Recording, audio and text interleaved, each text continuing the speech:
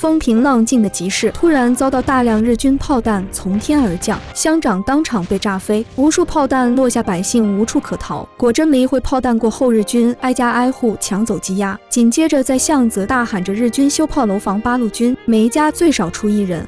这院里就9女人，没男人。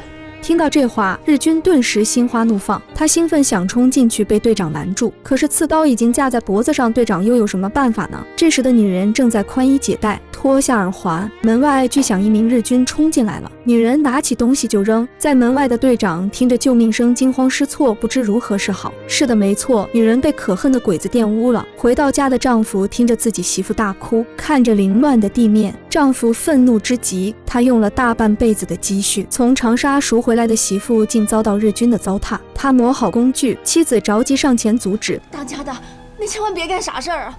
你千万不要去找鬼子，你万一有个好歹，你让俺怎么活呀？但心爱妻子被辱岂能忍？到了深夜，偷偷他观察日本军营，他们看到几个日军搂着一名日本女人进去后，丈夫也离开了。没一会功夫，听到着火的声音，事后丈夫垂头丧气的回家，因为在现场他把作案工具弄丢了。果真没一会功夫，日军把打得满身伤痕的丈夫架来了。翻译把小刀子扔到丈夫前，用妻子威胁。丈夫顾不了这么多了，仅拿小刀把旁边的日军灭掉。可惜就在冲上前想灭日军长官时刻，他被刺刀结束了生命。就在倒下的那刻，日军却在哈哈大笑。但拥有血性的国人岂能善罢甘休？商量出计混进日本军营引爆炸弹，妻子被绳子绑在柱子迎来日军。日军长官看到妻子，马上露出豺狼本性，把手下都叫了出去。为了达到目的，妻子不再挣扎。自此后，百姓们都在他身后戳脊梁骨。他心中只有一个目的，就是势必把日军灭掉。他推着酒很顺利进到里面，在放下酒之刻，日本长官出现了。从翻译官口中才得知今天是中秋节，但这也引起了日军长官的注意，决定用妻子将计就计引出八路军。这时外面也有几名八路军集结了爱国的村民，决定今晚豁出去了。日军在开心的喝酒吃肉看戏，妻子很热情招呼他们多喝酒。很快妻子看时间差不多了，把酒悄悄倒在衣服上，正向往茅房之际，多名日军出现了。